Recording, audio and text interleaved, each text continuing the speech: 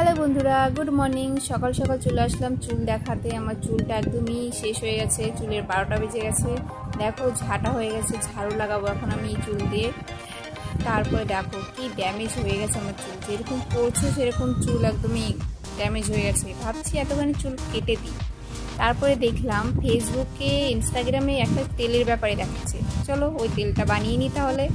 তেল বানাতে লাগবে, দেখো আমি জবা ফুল নিয়েছি, পেঁয়াজ, নিম পাতা, আদা, মেথি দানা, কালো জিরে আর জবা ফুলের পাতা। তেল বানানোর রেসিপিটা আমি অনেক দিন ধরেই দেখছি আর ভাবছি বানাবো, কবে যে বানাবো। আমি পাচ্ছিলাম না সব জিনিস একসাথে, তাও দুটো জিনিস মিসিং আছে। একটা হলো আমলকি আর একটা হলো কারি পাতা। ওই দুটো জিনিস আমি পাইনি, ওটা পেলে আর একটু ভালো হতো। আমি তেলটা গরম করাতে দিয়ে দিলাম, আর এখানে শিলনোড়াতে আমি বেটে নেব মেথি দানা আর কালো জিরা। পুরো এই দুটো জিনিসই বেটে আমি তেলে দেবো, বেটে দিলে একটু ভালো হয়, সেই জন্য আমি বেটে দিচ্ছি হালকা করে।